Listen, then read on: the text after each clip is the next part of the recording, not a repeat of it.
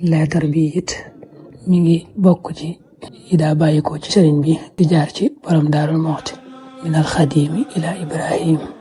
moom nag sëñ bi da ko jëmale woon kilifa ga nekkoon ca Ndar ak képp ku mel ne moom ci kilifa yi àdduna yi. moo tax mu tàmbalee bismillahi rahmani rahim.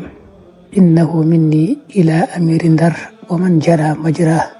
assalaamu ala man ittaba al huda.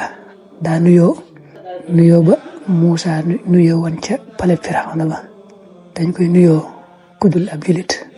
assalaamu ala man ittaba al huda. daal di tàmbali wax ci ne maa ngi sant yàlla bu baax ci ni nga jëflanteeg man ci bi ma nekkee Ndar ak gannaaw ba génnee Ndar. loolu maa ngi ciy sant yàlla bu baax, yàlla laa ciy sant. fa bi dalika uallimuka maa fi xalbi.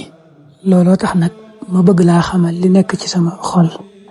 mooy adduna ji ngeen di sàkku man bëgguma ci dara, taxumaa jug yittewuma ko. ma it nag xam naa ne àllaaxira ji may sàkku yéen bëggu leen ci dara, du seen yitte, taxu leen a jug. kon maa ngi yéen bokkuñu lu ñuy sàkku, bokkuñu lu ñuy wut. dama bëgg nag yéen ñëpp ngeen xam ne moom adduna si bàyyee naa leen ko dëgmal yàlla saa borom. fal tatib anfusukum wal taqarra a'yunukum bi anni la unazi'u ahadan fi shay'in min ad-dunya.